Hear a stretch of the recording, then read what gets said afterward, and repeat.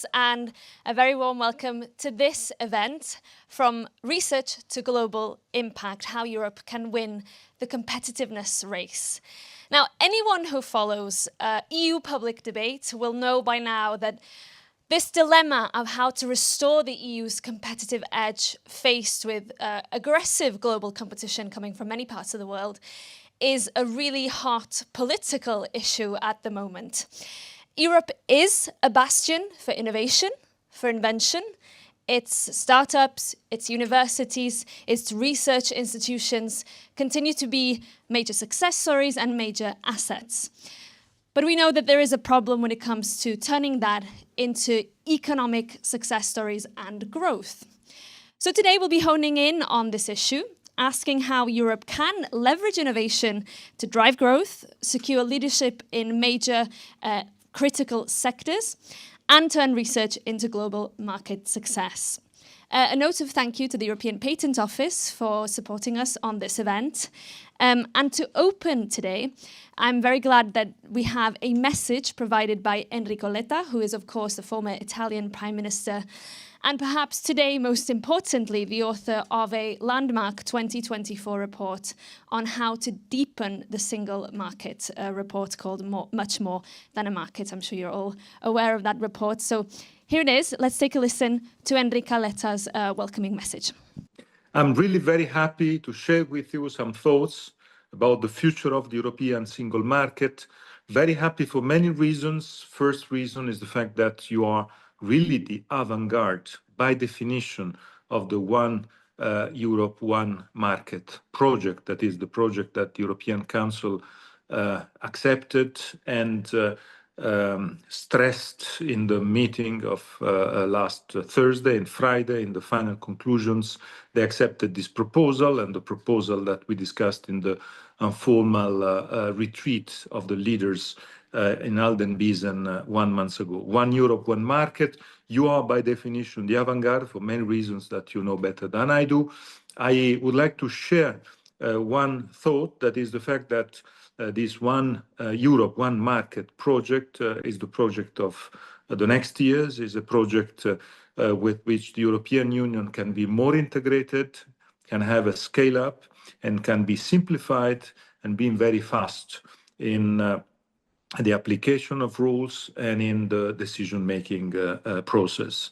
What is today needed is the fact that this One Europe, One Market project can rely on the capacity to put fifth freedom as the most important mission in front of us.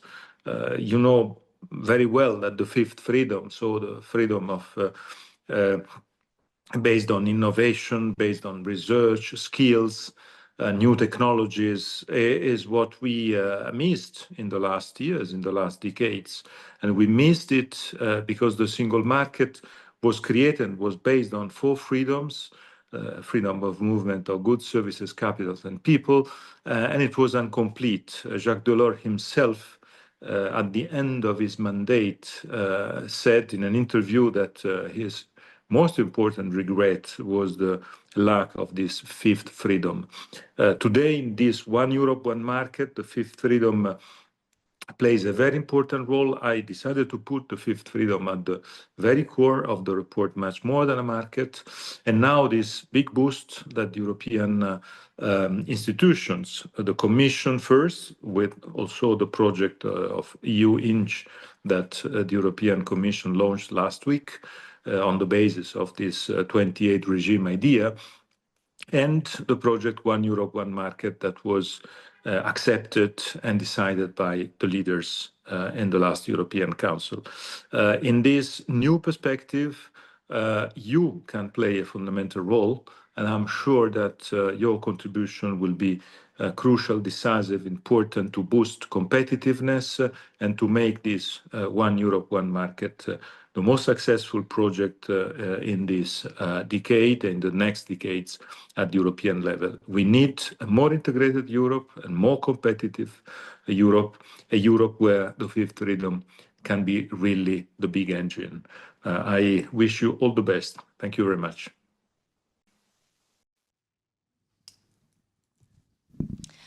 Enrico Letta there setting the stage for us, touching on a lot of different issues that I'm sure we will be able to dive into today. He mentioned, of course, an idea that he made a centerpiece in his 2024 report, which is this fifth freedom, the idea of the freedom of movement of research, innovation, knowledge and education across the continent to be added to the original four freedoms.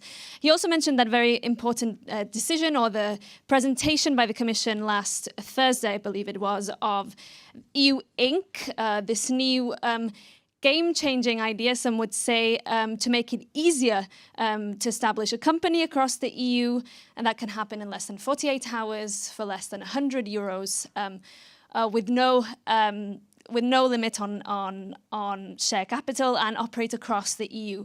And also, Enrico Letta did mention how we here, and particularly the European Patent Office, has a critical role to play in this big challenge of making sure that there is simplification, there is speed, there is scaling up, that we can answer these challenges. And to hear more about how the European Patent Office plays a role in all of this, we will now hear from Gilles Requena, who is the Chief Policy Officer at the European Patent Office, and who will present their technology dashboard. Thank you, Gilles. Thank you. Thank you very much, Mared, and I think that this event could not be more timely. We just heard the very forward thoughts of Professor Letta last week. As it was reminded, European Council took this step to push the 20th regime. We have a proposal now for EU Inc., and this is a call for all European institutions to reunify and to work together to improve the condition, to improve the environment for our universities, for our startups, for our SMEs. Because there is no doubt that in Europe we have the brains, we have the academic circles, we have the excellence, but how to translate those research, those results into a market success. This is how we can produce intelligence. And we, with the EPO, what we do here today is to present the results of what happened in 2025. We have the chance to collect patent data from all over the world. Last year, you will see the results across different technical fields, because patent data is not telling the whole story about innovation, but it will tell a big part of it. So who are the main actors of the market? What are the trends? Which sectors, which industry are booming? And this is what we try to present to you in a few minutes. Some of you might remind that it used to be called Patent Index, this event that we used to do in Brussels. Nowadays, we talk about technology dashboard, because we want to insist on the fact that it's the link between what we do as a patent office and what the intelligence we can collect that can help and support policymakers, researchers in the lab to identify the right spot when we should invest and when we should support those actors. Now, a few words about the EPO. We are the second largest European institution. We are based in Munich. We have branches in The Hague, in Austria. We have a representation office here in Brussels. It's altogether 7,000 staff members, including 4,000 engineers, scientists who are specialized in all domains. So it's really a unique force expertise in Europe, and we are partnering more and more with institutions here in Brussels to support with our expertise the identification of all those technology trends. If we move now to the first graph that you will see, so you will see the evolution of the patent application received by ZPO over the last 10 years. What also is important to note for this year is that we received 202,000 100,000 patent applications. So we broke the mark of 200,000 patent applications this year. So it's a bit a big change for us. And you see here which countries are booming. We have this year an exceptional movement from Finland. You can see at the end this big step in the increase of the last year. I will talk to that in a minute. And This is how to show, with the diversities of all the countries from which are originating those patents, that Europe is still a big marketplace for innovation. It's clear there are more and more in competition with US and more with Chinese, Japanese, and South Korean innovation booming there as well. But Europe remains a strong, attractive market for innovation. And you can see the development of all those applications from different EPC, European Patent Convention countries. We have also some more information about the technological sectors, which one are booming, without a surprise, because the patent data are translating what's happening in the industry. You can see that the first two sectors are dedicated to computer technologies and digital communication. And the third one, also with big numbers, is electric machinery, apparatus, and energy. Computer technology increased by 6%, and within computer technologies, you have a subgroup, AI-related patents, and this field boomed by almost 10%. We have also another domain, which is still quite avant-garde, as would say Mr. Letta, which is quantum-related technologies. And here, also the numbers are at much lower level. It increased by 38% in 25 compared to 24. So this is quite encouraging for European inventors. And if we move to digital communication, of course, this big increase, 11%, is also linked to the work which is done currently on the definition of the 6G. So all the technologies which are in discussions to become the new standard for the 6G explain a lot this big increase in the second domain technical field. Then we have a bit of downward trends. I just mentioned here biotechnologies and pharmaceuticals. So here it's important that those movements are not experienced in all sectors. So in the US, in Asia, those sectors are currently booming. So it's also a call for European leaders to consider whether we provide the most friendly environment for those startups, those companies working in pharmaceutical and biotechnology. To complete this presentation, this year also, the technology dashboard will include some insight and deeper views with more granularity in three main domains. The first one is energy and battery storage. The second one is computer technology and AI. And the last one is about green biotechnology. So all those data are available on our website as of today, freely accessible. So you will have in-depth report. This is how we can go further to explain which sector, which is booming. We have sometimes the impression that, for example, Europe is not really performing in AI. We talk about the GAFAM, there is no European GAFAM. But if you look with more granularity in some of those domains, you will see in some sub-domains of AI, we have potential European champions. And this is our role to highlight this, so that we can be sure that they will be perhaps better supported and to help them to scale up and to become those future champions. Here you have the breakdown. So we have, if you look at the red part, this is all applications coming from European countries. You see it's less than 50%.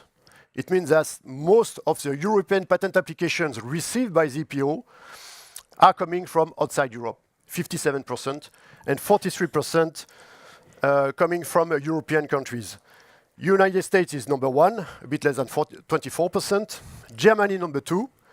And the big news this year is that Chinese took the third spot for the first time. It used to be Japan for decades, but China now overcome China. And if you look over a window of 10 years, patent application at the EPO from China tripled in this period. And South Korea doubled. South Korea is performing also very well. This is just after Japan. You see the next country. Now, talking about the actors, you have here the top 50.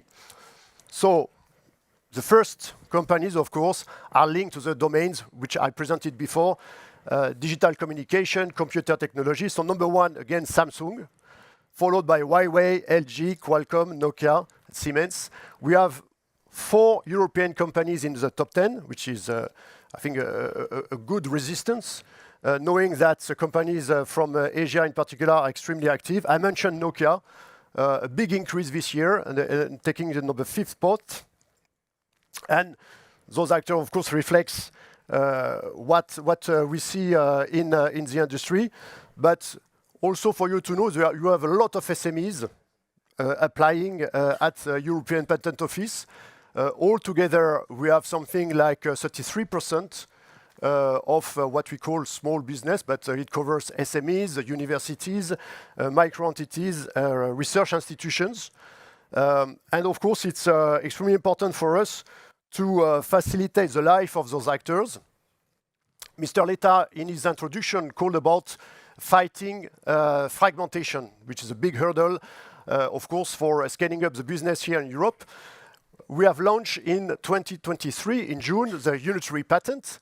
This new title allows you to validate your patent in one application, one request in, for the moment, 18 EU member states.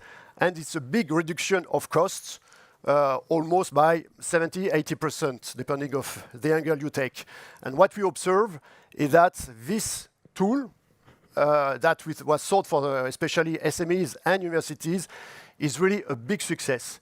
Here, I mentioned that for European patent application, Classic 1, we have something like 1/3 of application, European patent application. It goes up to 50% for unitary patent. So it's proof that when you give the right tools to European actors, they will use it and they will perform with it. This is the last figures I wanted to present you. Now, before moving to the next stage of this event, which will be the panel that will discuss the policies that can support those actors, I just want to announce a small video that will tease, I hope, your interest. It's a new tool that the EPO will put in place. Today you have a beta version, but as of June, it will come as a service on our website. So it's giving even more granularity in some specific technological domain. We took the example of battery and energy, which is a topic very high on the agenda at the moment. So just watch the video to see if it matches your interest. And if you have interest in innovation matters, please just subscribe to the EPO newsletter, take fingerprint. And with that, I thank you very much for your attention. The EPO is developing a tool that turns global patent data into actionable intelligence, helping policymakers target support where it is most needed to strengthen Europe's technological leadership. What makes the tool particularly effective? It uses patent data to reveal inventions years before they reach market. It provides early insights into global technology trends. It enables in-depth analysis of game-changing technological subfields. How will the tool work? Let's use our prototype to look at energy storage technologies. Now, let's drill down into the subfields. Here we focus on solid-state batteries, a technology that could significantly improve electric vehicle performance. We can already see a strong increase in activity in recent years. This indicates intense innovation in this field. Looking at other subfields, we can quickly see how trends differ. Now let's go deeper in this subfield. What was Europe's position compared to other players 10 years ago? How did Europe lose ground to other major regions over the years? A map highlights the leading countries, and top filing companies are ranked. In short, the tool shows where Europe leads, where it can catch up, and where support will have the greatest impact. Also, given the mass deployment of new battery technologies and growing demand for the critical materials to make this happen, don't miss the EPO's new study due out in April 2026 on battery reuse and recycling.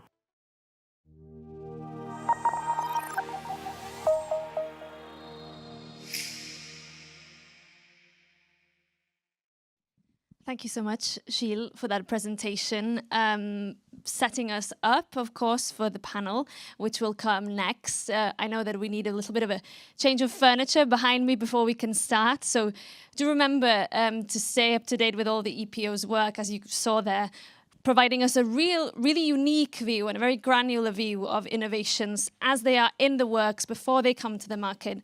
And I noted there, very, very interesting where Europe leads, where it can catch up, and also very crucially for many of you in the room, I'm sure, where support is most needed right now, which sectors, which areas, in a very granular way, providing a really data-driven view of all of that. I'm sure we'll get into more of this in our panel. I will introduce the speakers very shortly, but let's wait to get the chairs onto the stage first. And just a note that I would probably like to open the floor as well at the end of the panel for questions. So do take advantage of that opportunity at the end. But I see that we are almost set up here. Thank you.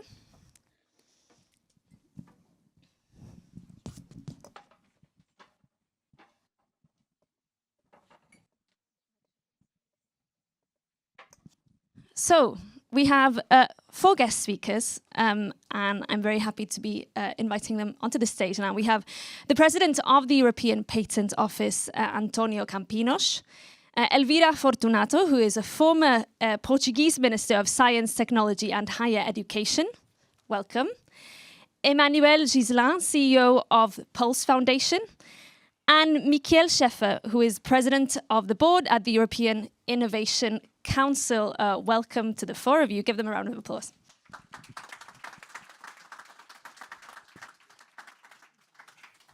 So good to see you all. Pleasure to have you. Listen, let's start here with you, President Campinos. Gilles gave us a really, really in-depth preview there of some of the data that you have at your disposal at the European Patent Office. But as we heard as well, it's a place of ideas, Europe, it's a place of innovation, but we know that that's not translating into commercial success. What is your view on why and what needs to change for that to happen? Well, it's all about, I think, fragmentation and scale. So like you said, and like Gilles said, we have among the most incredible brains in Europe. Just remembering, for instance, that the World Wide Web was created in CERN by a UK researcher. So in fundamental research, we're extremely good. But and we have actually the majority of the patent files. We have the majority of the patent files in AI. And we have the majority of patent files in quantum.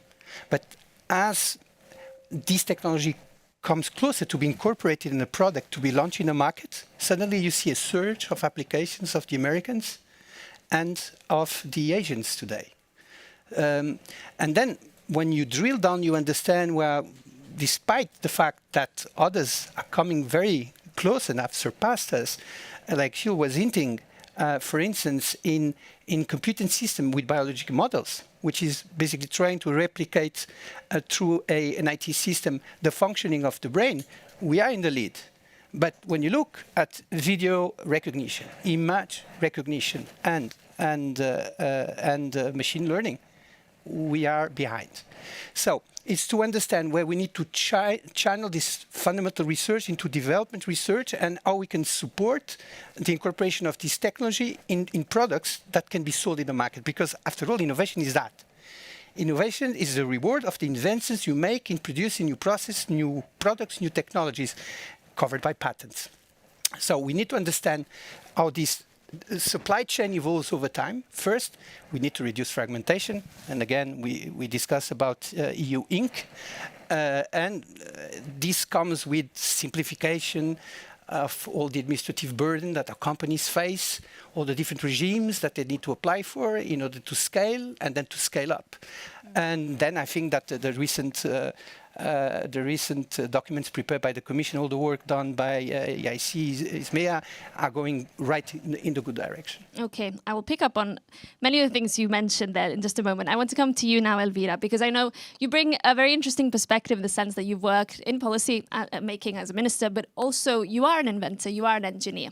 So maybe from that perspective, is it a good place for inventors, for creative minds? Do you agree with some of the things that President Campinos said? Yes, I fully agree. But before starting and answering to your question, I would like to thank EPO for the invitation and also to allow me to be here and share a little bit with you my own experience. And of course, I follow exactly what Antonio Campinos said about what we need to do in Europe. And I'm an European, and also I'm quite proud to be an European.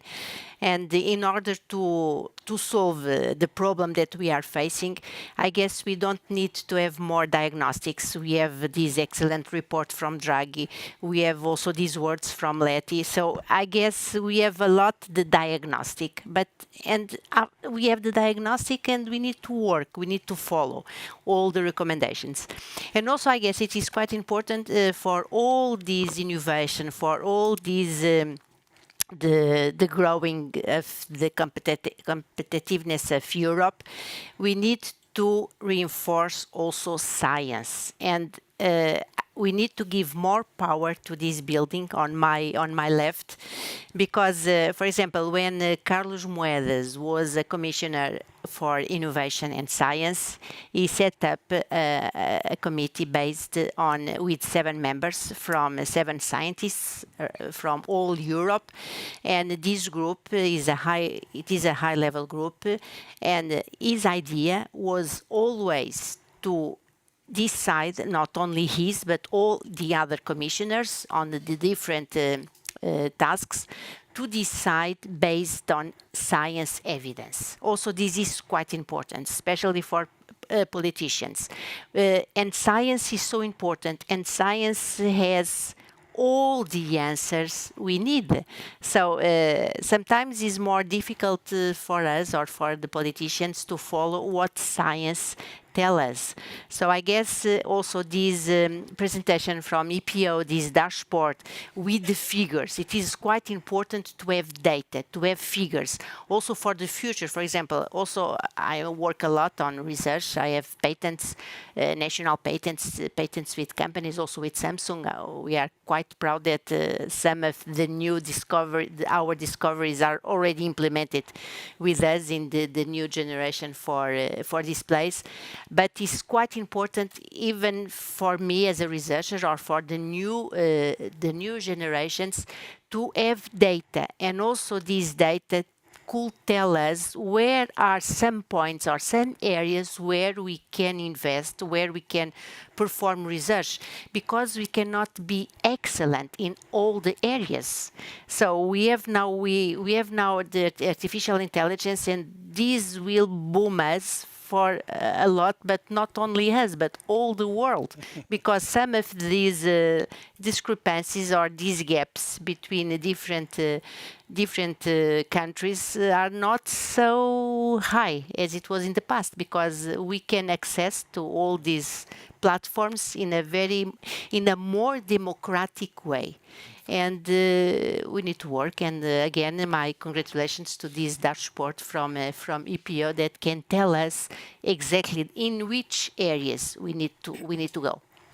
Yes, and interesting that you're saying we need to give more power to the building that most of us in the audience are seeing through the window, the Charlemagne building of the European Commission across the road, because EU leaders actually say that the regulations need to be streamlined, they need to be simplified. I think we'll get back to that. Of course. But I will come to the end now to Michael Schäfer. Welcome.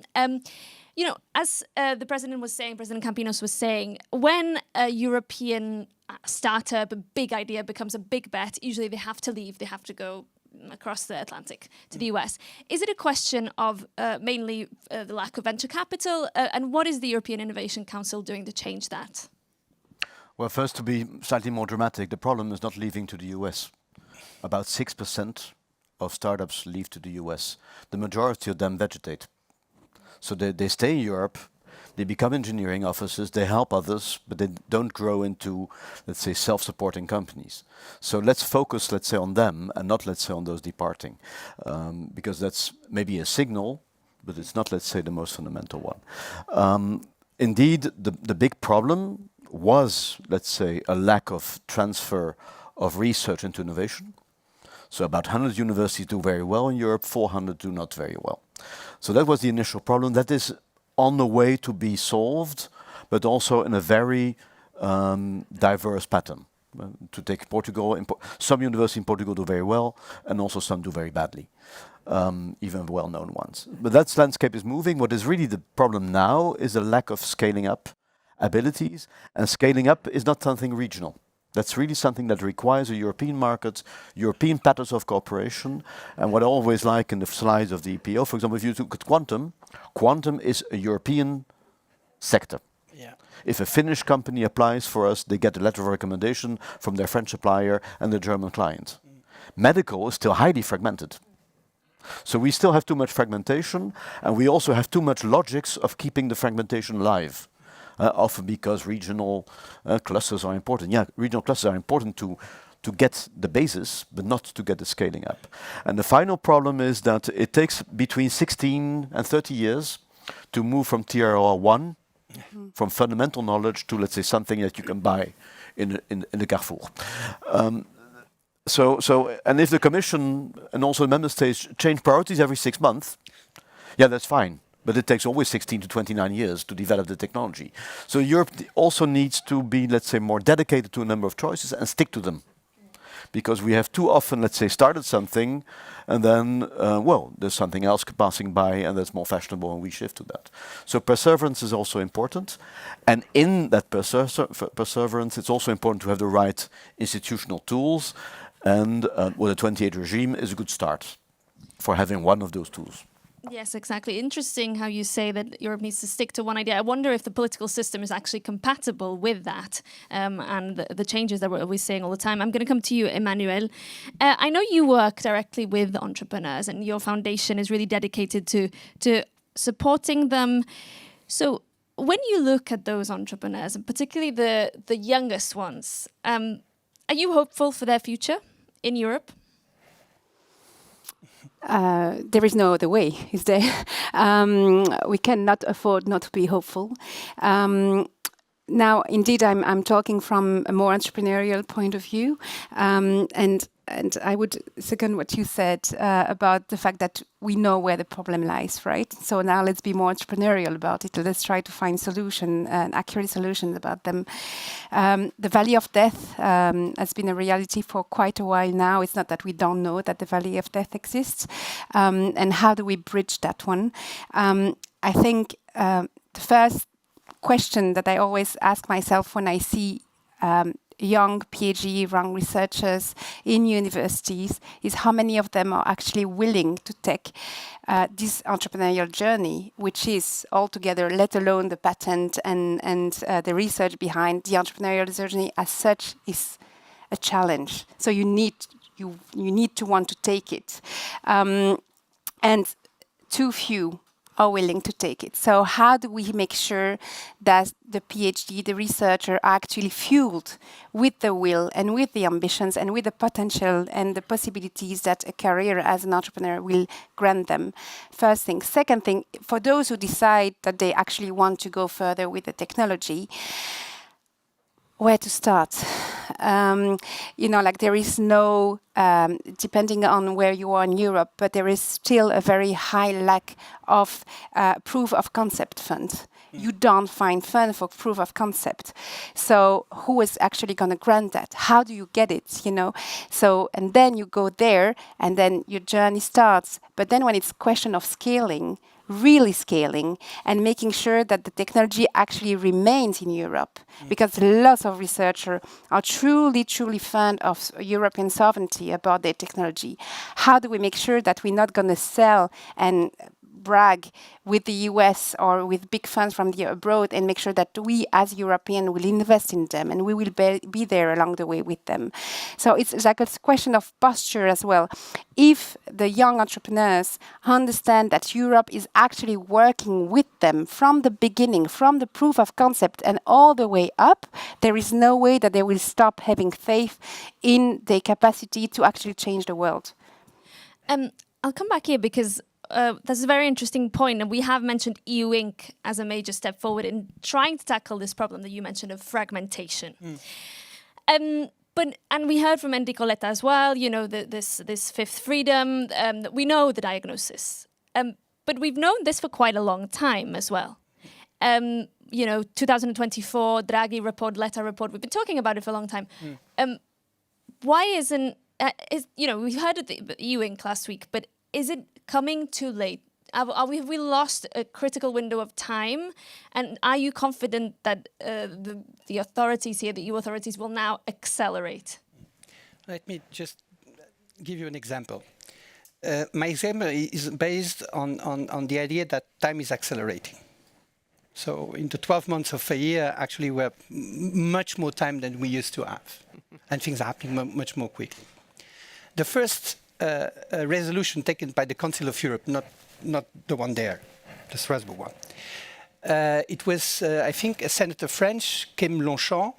It was in 1949, and it was the launching, the concept of a patent for Europe. 1949. 1949. The unitary patent system was launched in June 2023. We can't afford 70 years. We cannot. Every time I come to Brussels, we are at a tipping point, a turning point. We are far beyond that.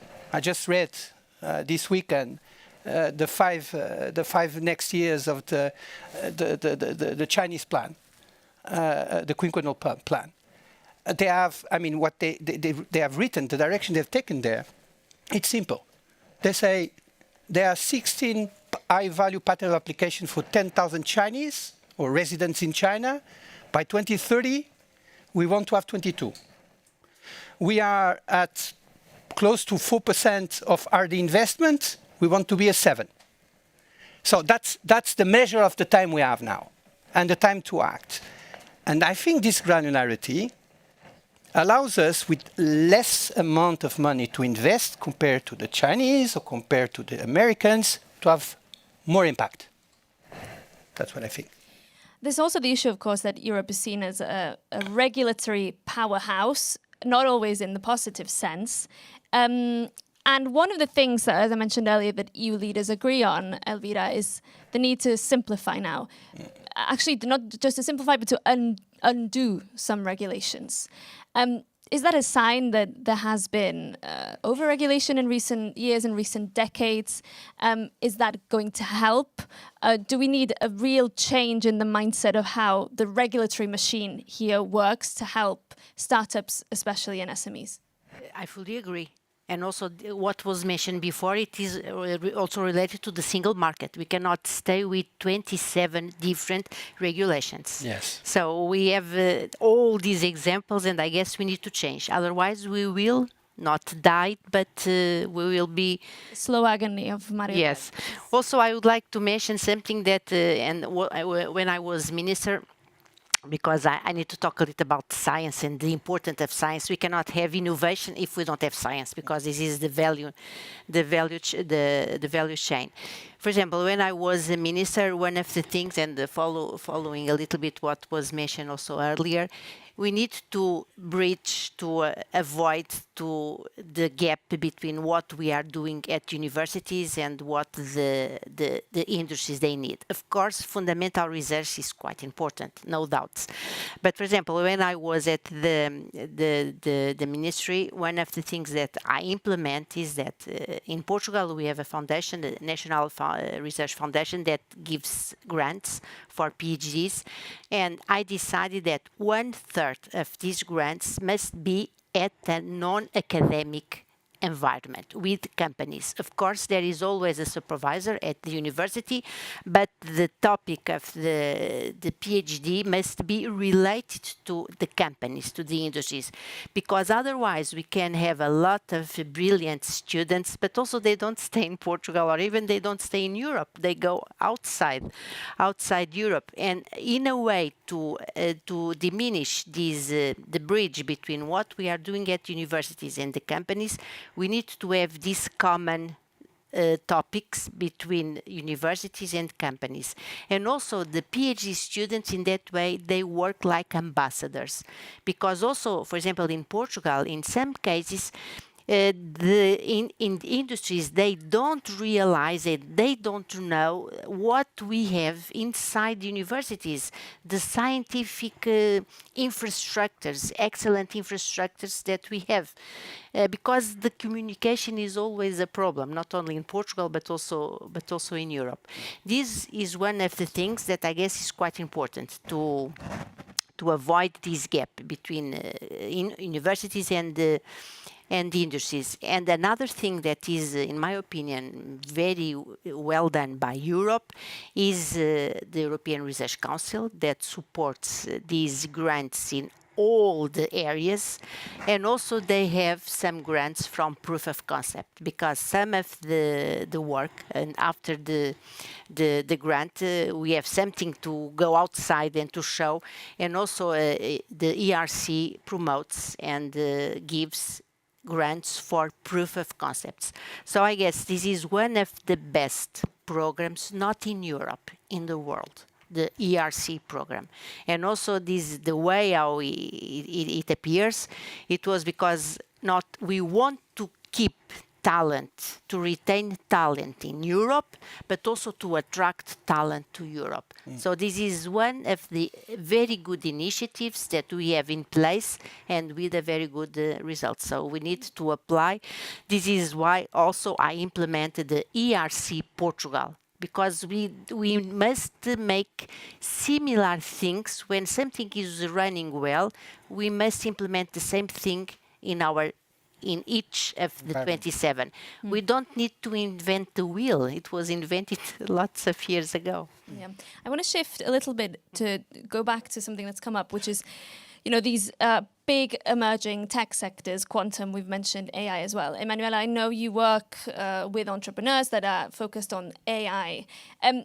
Yet, as here in Europe, we have Mistral, but we don't have any other real big name when it comes to kind of AI companies. So where do you see the biggest opportunities? Like, what needs to happen for AI to really boom in Europe? So I'm going to give a counter example, actually. There is this incredible company that's literally could change the face geopolitically as well of Europe. That's called Vertical Compute. Has anyone heard of Vertical Compute? No, okay. So Vertical Compute is actually a spin-off of IMEC, the superconductor, who has managed to develop the technology never heard of that actually will change a game around semiconductor. They raised 50 million within 2 weeks. They did a round 2, 150 millions from investors all over Europe. Now they are, based. They have industries, because it's hard and software all together. They have hardware industries in France, in Belgium, in the Netherlands. They split their technology. Yet nobody has heard of them. How come nobody has heard of them? It's a game changer. So the thing is and those kind of example, and this one is of course very, very speaking out of itself, but you have those kind of gems hidden everywhere in Europe, and AI as well has those hidden gems. But once you try to understand what are the research currently ongoing, around that, how do you find that? There is an open Alex now. That's a kind of database of all the research ongoing, also around AI, that is trying to gather all this kind of information. But who has to pay to push those information? Those are the universities. How many universities accept to pay open Alex to have a register database of all the research going? Less than 20%. So we don't have an overview on 80% of the research ongoing in universities, for which Europe spends quite a bit of money. So I'm just curious, how are we making sure that we actually go and spot those guys, those people working on technology? Because we have the technology transfer offices, but are they armed? Do they have the experts to actually be able to spot which are the technology AI related as well, which will face the change of the face of Europe in the coming years? Everything I'm hearing, this issue of fragmentation keeps coming up in different ways. The fact that we have 27 markets in a world where we have big spheres of influence and major economic blocks working in very different ways. So I'll come to you again, Michael. You know, we're talking about streamlining, making Europe more of a bloc, but it's still, because of the way Europe is constructed, is a really difficult thing to push forward. So, you know, what are the answers? What needs to happen very concretely? Do you think that it is possible, or because of kind of the political structure and the way that Europe works, that this is going to be very, very difficult, particularly because of the political direction we're seeing in some countries as well? Well, I've been a politician, and for me, and a left-wing liberal one, pro-European, and my experience is there is a very sizable anti-European minority in Europe. And so the progress towards a single market, the progress towards, let's say, unification, harmonization, is defeated by people shouting about the bureaucracy in Brussels. So let's not be romantic about it. It's not, let's say, a problem here. It's a problem that there's a big minority in member states who is against that. The second thing is, I'm not so romantic about deregulation either. If you want sustainable airplane fuels, if you want battery recycling, if you want to have plant-based proteins, you need regulation.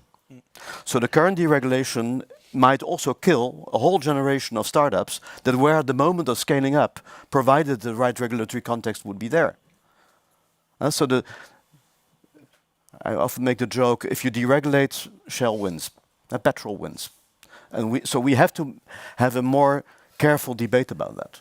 So that's also something important. And what is also important is, that's what I like of the fifth freedom of Letta, we really need a European market for talents. And you see that already. For example, we have more Romanians leading companies outside of Romania in the EIC than in Romania itself. So we need, let's say, this integration. And just as a comment to my neighbor, scale-ups are not created by PhD students. Scale-ups are created by people with 10-year work experience.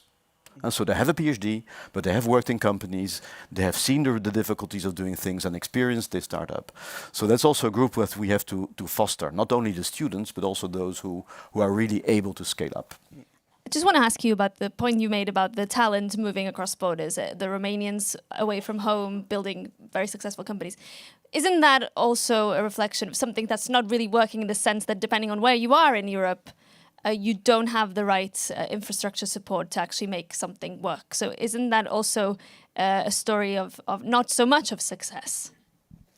Well, that's a bit the dilemma of the fifth freedom. A Romanian academic earns something like 600, 700 euros a month. In the Netherlands, 4,000. So there will be movement of people from Romania to the Netherlands. But my wife is a professor in the Netherlands, she wants to take a post in Romania. I mean, that's a financial defeat. So the reality is that we still have differences. We also have differences in authority.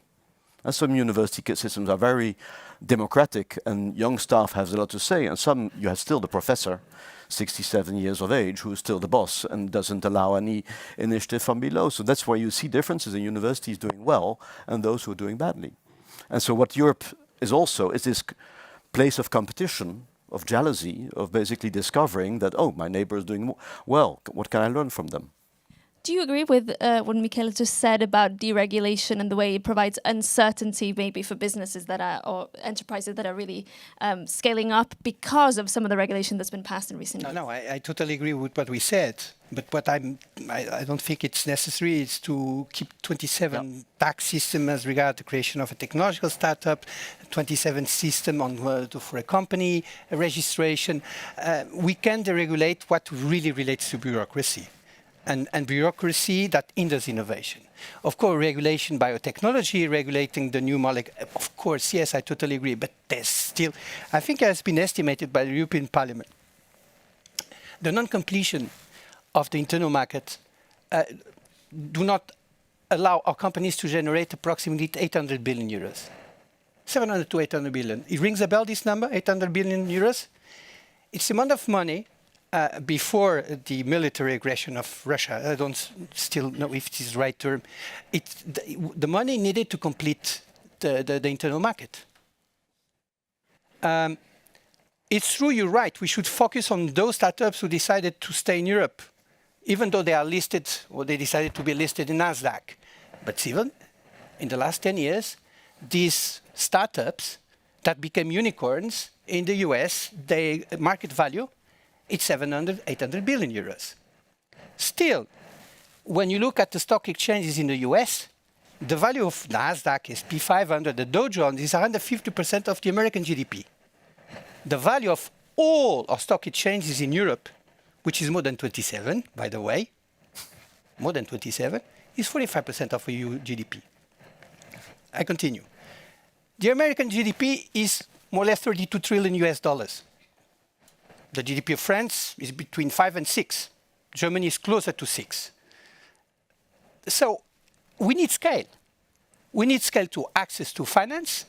We need scale by reducing the bureaucracy. We can create scale by removing the barriers. You understand what I'm saying? Not just by expanding the territory, but just by reducing the fragmentation. So that's what I need, I think. Yes. And just if I may add, as a regional minister, 6 of my 7 environmental agencies were not able to process permits in a professional and rapid way. There you go. So that's also an issue. There's the governments themselves cannot handle the regulation, and that creates very long permitting processes. And a startup cannot wait 3 years for getting a building permit. Yeah. So one of the good things in the Industrial Acceleration Act is to speed up those procedures, yes. And preferably to have, let's say, project of European significance that basically can opt out of, let's say, a local permitting process. You mentioned the Industrial Accelerator Act. One of the things, of course, it really tries to do is to bring this European preference, bringing production, manufacturing back to Europe. But we know that Europe is losing the race. There's an exodus of industrial manufacturing. So, Elvira, I'm going to come back to you because you are clearly a European champion here on the panel, as all of our panelists are. How much of a worry is this to you in the sense that the industries of the future, whether it's clean tech, it's energy, inevitably Europe will lose out, and also where there is manufacturing capacity, that's also very reliant on materials and so forth from other parts of the world. Also, I believe so, and also I'm an optimistic person. So, of course, we need to speed up. For example, now we receive, in the last 3 years, a huge amount of money after COVID related to Repower EU. Also, Portugal receive a lot of money, and all the countries receive extra money to reindustrialize, to speed up the economy. I would like also to see the follow-up of this huge investment from Europe among the European states. But I guess we still have space. For example, we have now, there is a crucial problem that we are facing today, and in my opinion, it is even worse than the energy. The problem that we are facing now to the energy, which is related to the semiconductors. I guess the problem of the semiconductor industry is even worse than the energy problem, because for the energy we have different alternatives, but for semiconductors we don't. If Taiwan closes the door, the world stops. This is why we have now in Europe the Chips Act. Also, this is a good initiative, and also here in Belgium we have IMEC, which is a star, an European star related to microelectronics. Now we are thinking on the Materials Act, because we need to reinforce advanced materials, because advanced materials are for every area, and also Europe has a lot of work, a lot of talents, and we need to look at specific zones. Not, as I mentioned at the beginning, we cannot be excellent in all the areas, but we must to see where Europe is good, to reinforce collectively these areas. Otherwise, we will lose. Despite your optimism, we do also see China can close the tap when it wants on the export of very, very critical materials that they will always have a monopoly on. That's why science is so important, to look for alternatives. Recycling, for instance. And also of critical raw materials, for example. Yes. I know you want to come in at the end. I'll bring you in. No, that's why strategic autonomy is so important. So also we need a better definition of what competitiveness is. Because is it better than other countries? Is it our productivity? Is it, let's say, our autonomy? We have to have a better definition. What is very important, and we see that in our portfolio, is a linkage between the startups and the industrials. Mm-hmm. So I will give you a nice example. The north of Portugal, does 5 times better than Greece in our portfolio, because you have the connection of universities, startups, and industrial skills. And that's essential to keep that. And we have a benefit over the US. We have still 30 million industrial jobs in Europe compared to 13 million in the US. But we have to work on that connection, otherwise we are lost. So it's important to keep, let's say, to protect those regions where you have that synergy, and Norte is one of the good examples. Emmanuel, let me bring you in. This question of the vulnerabilities, maybe of supply chains, and the issue of the fierce competition coming from other parts of the world, is it something that is affecting, the confidence of young entrepreneurs? Do you see this, the state of the world, the geopolitical and economic fragility that we're seeing? Is it something that is affecting confidence? Not really. It's much more like now it's actually time to fight. I really feel, and I totally agree with you. Scale-uppers are 38 years old, not 23. So absolutely, but those they are inspired by the 23. So there is quite a fostering of entrepreneurial mindset. From an early age on. And what I see, there are you can see a rise of warriors. They are there really, and it's kind of I don't know if you have the same feeling, but it's kind of the last chance kind of time. You know what I mean? Like everybody's in, everybody agrees. We know we have a time. We know the situations is extremely complicated. Yet there is this sense of this is now or never.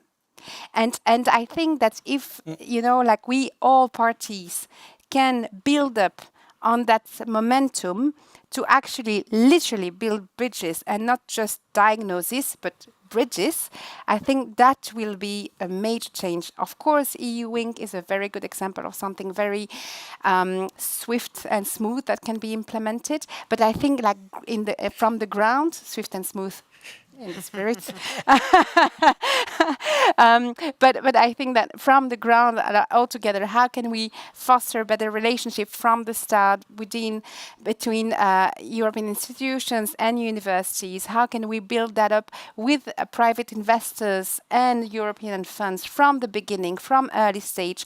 And I think everybody's really, really open to that now, more open than afraid.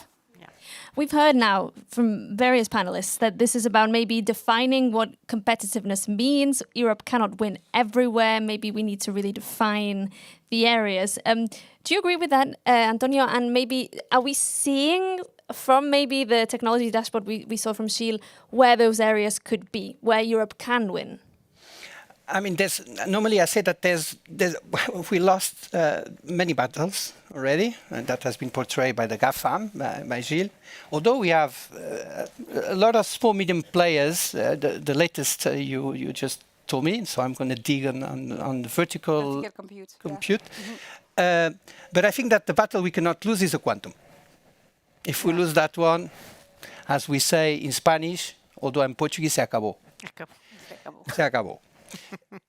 We still have 50% of the overall files in the quantum technology, but we are still in the research area. Also, we've seen that a French company recently developed ion quantum computing. Pascal? Yes, but we shouldn't have said it. Okay, I tried not to say it. But Pascal, indeed, indeed, Pascal, to the Italian government. So the Italian government can afford to buy a quantum computer. I read somewhere that computing power of a quantum computer goes 10,000 faster than your computing power. So you can imagine quantum processing power with AI, with the develops in AI, and you can understand that is going to change the financial, the banking system, all our cryptology, the way we encrypt our data is going to change. First, of course, the processing, the power, the energy that you will need to, the energy you need to direct to feed these supercomputers. So that's the battle we can't lose.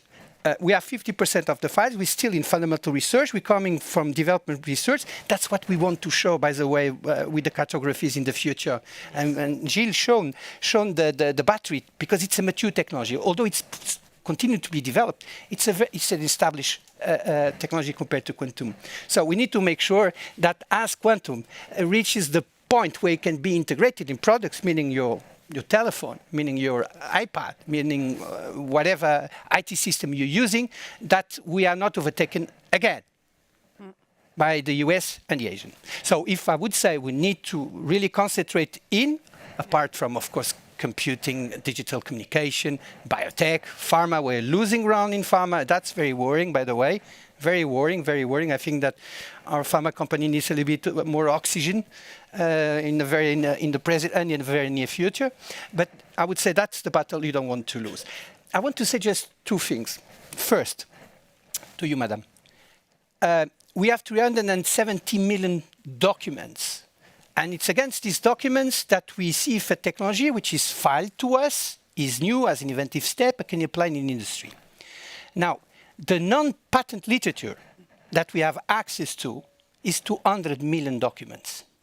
And now we're looking at our procurement cycles to see if we can, renegotiating our subscription to the thousands of scientific journals that we have access to, if we can spread this a little bit further. But for you to understand, we do not only do our work checking the patent against the patent, because the overall of the scientific literature is scientific papers still today. And then another thing, if I would have to say something, is that we are a powerhouse of consumer. We have the best consumers in the world, meaning that the ones who can buy more valuable products, okay? So that's where also we need to focus. And like you said, Elvira, we need, and you said it too, we need to be proud of Europeans. We need to state where we are excellent at, and we have excellent SMEs, we have excellent startups, we have an excellent regulation that we can improve a little bit. But nevertheless, the Americans say, invented in the USA, produced in the USA. And I would say, add to that, consumed by Europeans. Very good. I see that we have just a few minutes left, I believe. The time has really flown. I will come back to you, make sure you have time to say your closing remarks. But I would like to open the floor in case we do have questions from the audience. I guess we have a microphone, yes, over here. So we'll start in the front and then I will come to the back. So let's start here. And maybe say your name and your organization. Thank you. My name is Inbar Price. I'm a journalist for MLEX. Thank you very much for the panel. I had a question also rooting back to the patent data that was presented earlier. I wanted to hear the speakers, maybe I was interested to hear about how it would connect to specific policy changes that have happened over the past year. So for example, it was 1 year ago in April 2025 that President Trump had announced his big tariff policy that led, for example, to a whole load of pharmaceutical companies to pledge their investments in the US. Also, we saw China rise in rank. Maybe there's any policy changes that you can point to explain that change in trend. And also, just for this last part of the question, to be a bit more future-looking, do you think that the 28th regime or EU Inc. would be reflected in patent data in the future, or perhaps the CHIPS Act that was also mentioned earlier? Thank you. Yeah, tomorrow we will be, the EPO will be meeting with the Justice Commissioner to discuss this matter. If it makes sense, basically to plug the systems in order to capture a little bit all this data around the creation of companies, maybe companies who have European patents, okay? Your question, so yes. Your question, you will not see it in the dashboard, because the dashboard is about what is protected in Europe. For that, you need to access the American data and see the behavior of the filings of patents in the US. And I made a quick search. I cannot confirm the numbers because I relied in AI. So you need to, you need to be very critical as we got the results of AI. You need to torture the AI machine because sometimes it takes some time to the AI machine to confess the truth. So, but what consulting very early this morning, so you have to forgive me if I say something wrong, I saw a decline in the number of applications in the US.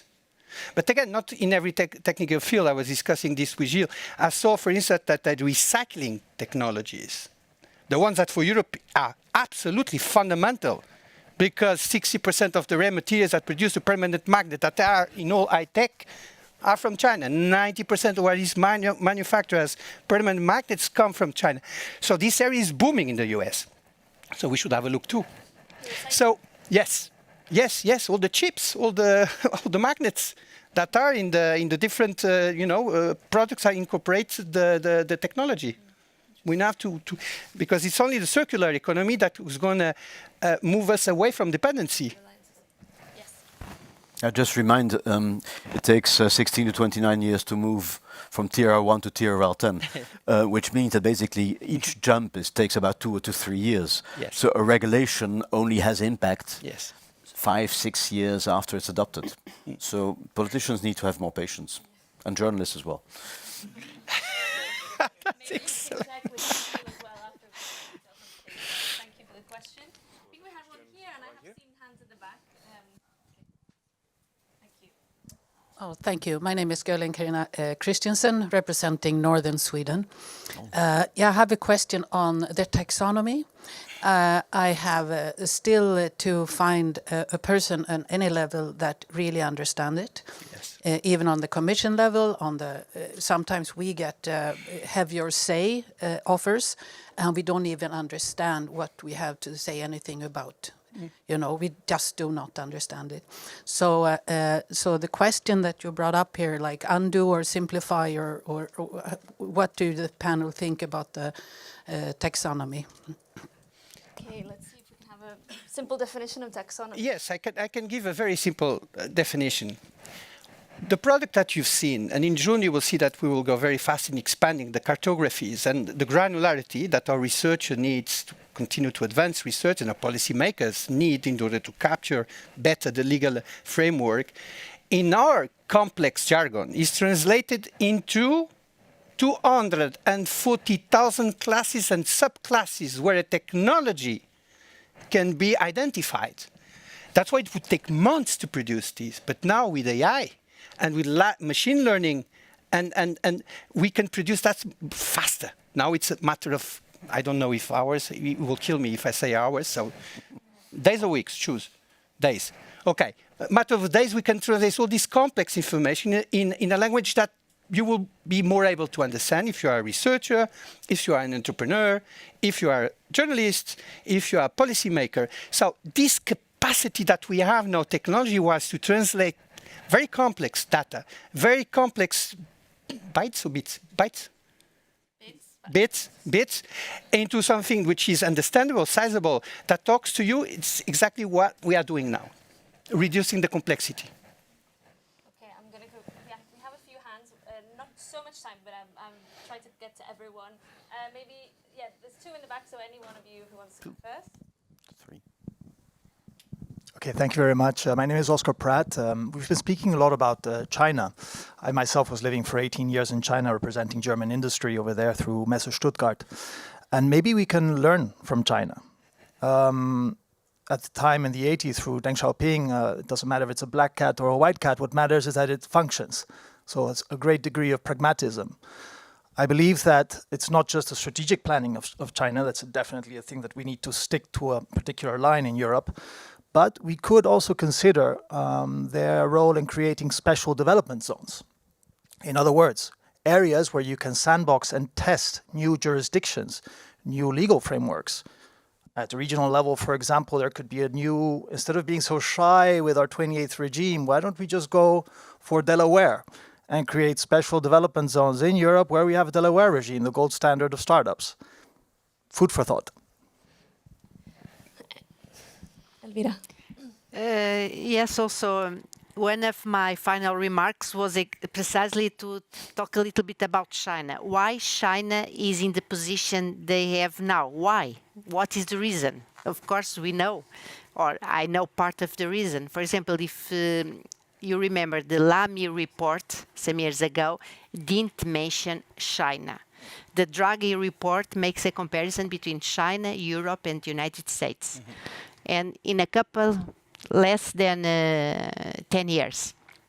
Of course, in my opinion, one of the success of the Chinese government, the Chinese whatever, was to invest in science. And this was quite recently. So maybe 20 years ago, 30 years ago, they sent the PhD students abroad for the best universities, United States, Europe, and they learn. Now they return to China.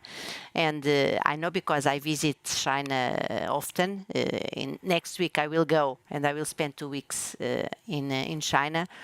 And they are amazing. But the success of the Chinese technology was the investment of science. For example, Europe wants as a target of 3% by 2030. This is too less because, for example, Belgium has already 3% in terms of investment, I guess, due to the IMEC. But in Portugal, it is 1.79. This is not enough. So we don't have innovation without science. For example, like look for the vaccines. We need to invest to get the products after. But to invest in science, I guess, in my opinion, is part of the solution. Quantum is quite important. And I guess in Europe, we have a very large door to enter. Because artificial intelligence is powerful, is an excellent tool, but they need a lot of energy.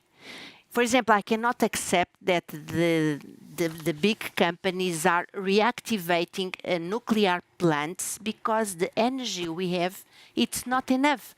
So again, science, we need to use an alternative like quantum. We need to use much less energy, and also they are much faster. So this is what I would like to say. The investments in R&D from Amazon and Alphabet, not the two together, one by one, I hired the investment of Germany in R&D.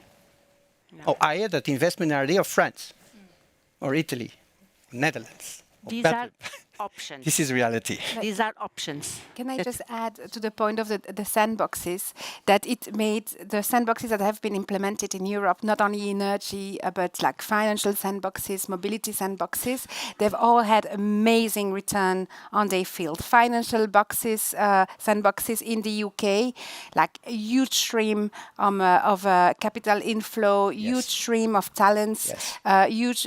So sandboxes, I know AI sandboxes are now like a regulation. They should be implemented in all countries. It's still not the case, but like created those places where entrepreneurs can meet regulators and investors. That's gold. It's really something to invest on. Thank you. I do know we have more questions. I will take maybe 2 more. Let's go here first.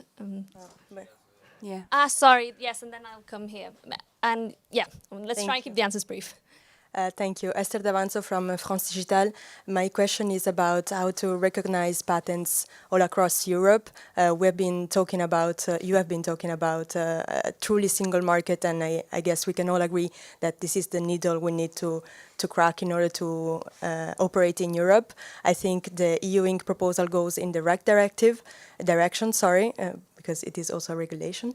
But my question is, nowadays, a national company, let's say a French chip startup that moves or that grows and goes to Spain, cannot see its patent being recognized in Spain by the local and national authorities and by the investors that are Spanish or Italian or German. So how can we truly have a European company with patents that are recognized all over the Union? I guess this is where the unified. Yes. Well, no, I think you're right. Today, the unitary patent. I started by that earlier. The unitary patent today, it's 18 of the 27 member states, and it's true that we're missing important countries such as Spain or Poland or many others. Well, 7 others. But I do think the direction is set, and understanding that they have legitimate reasons, interests, not to have joined. I think that today, if you really believe in Europe, if you're truly European, that's the direction to take. Because by enacting a law or ratifying a law, you will have 100 million consumers to the 340 million consumers that today are covered by the 18 countries that have joined the unitary patent. But let me tell you, if you want to protect your technology in Spain, you can go for a unitary patent that covers 18 member states, and then you will have to apply for a national patent in Spain at the same time. So you are still safe. are solutions. Okay, let's come here. There's a microphone in front here. There we go. No, I'll build. Thank you very much. Alain Alexis from Forward Global Brussels. Of course, innovation, we all agree that innovation is fundamental for Europe, but we don't need only innovation. As it has been said by speakers, we need to translate innovation to product, services. And third, we need to keep innovation in Europe. Yes. We don't want to support innovation in China or in third countries. So how could we achieve this? So I don't have probably a miracle solution, but could we take inspiration from what has been done in the field of defense? I mean defense industry, because innovation is important everywhere, but particularly for defense industry. For defense industry, the EU, particularly the Commission, has put in place a new program saying we will support innovation, but one, we need to define priority with member states. So we do not want to support everything because simply we do not have the money to support everything. Yeah. So we support a limited number of priorities, defining cooperation with member states. Second, we will only support if there is cooperation between company and member states. Fragmentation, it has been discussed, so it's not necessary to come back on this. And third, of course, we support EU company. Why should we support company controlled by third countries? So it's strictly limited to EU company. So, and of course, this philosophy is totally consistent with Industrial Accelerator Act, which has been proposed by the Commission, by all the initiative on foreign subsidy regulation, all this initiative. So don't you think we should follow this line? Meaning that we need to stop being naive and more strict. We want to support EU economy. We do not want to support companies from third countries. Any reactions to that? Well, for the IC, we are considering dual use in defense as a modification of the rules. And there's a lot of innovation possible in defense procurement. Oh, yes. And it might also inspire others. There's only one big limitation. You have only 27 clients in Europe. Well, only 27 clients, but it's a regulated, it's by definition a regulated state-controlled market. So I'm not sure whether it's inspiring for other markets where the consumer decides. But I think there's a lot to learn from it, and I'm encouraged that we do that. Okay, let's take a final questions. The one at the back.